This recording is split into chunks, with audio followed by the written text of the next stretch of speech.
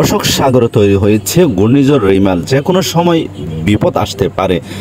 তাই আল্লাহর উপর ভরসা করে পরিপূর্ণ সতর্কতা অবলম্বন করা জরুরি।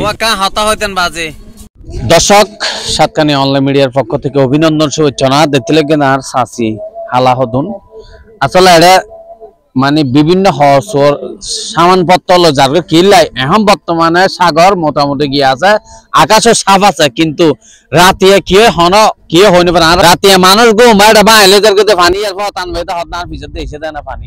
এই লেখা বিষয়। আসসালামু আলাইকুম। ঘূর্ণিঝড় দুর্যোগের আগে করণীয় হচ্ছে পরিবার পরিজন সহ আশ্রয় কেন্দ্রে চলে আসা একত্রে মহিলা ও শিশু বৃদ্ধদের অগ্রাধিকার দিতে হবে। মোবাইল অথবা খবর সংরক্ষণ করার প্রয়োজনীয় আসবাবপত্র সাথে রাখতে হবে। অতি প্রয়োজনীয় জিনিসপত্র ডাউল চাউল শুকনো খাবার জিনিসপত্র ঔষধ সাথে রাখতে হবে। দুর্যোগকালীন স্বেচ্ছাসেবক টিমের সাথে যোগাযোগ রাখা এবং প্রয়োজনীয় 999-এর সাথে যোগাযোগ রাখতে পারেন। আরেকটি কথা হচ্ছে, জ্বর কিছুটা কমলেও ঘর থেকে বের হবেন না, আশ্রয় কেন্দ্র থেকে বের হবেন না, কেননা আরও প্রবল বেগে অন্যদিক থেকে বড় ঝড়ো হাওয়া আসতে পারে। এটা বেশি মারাত্মক ক্ষতিকর হয়ে দাঁড়াতে পারে। এজন্য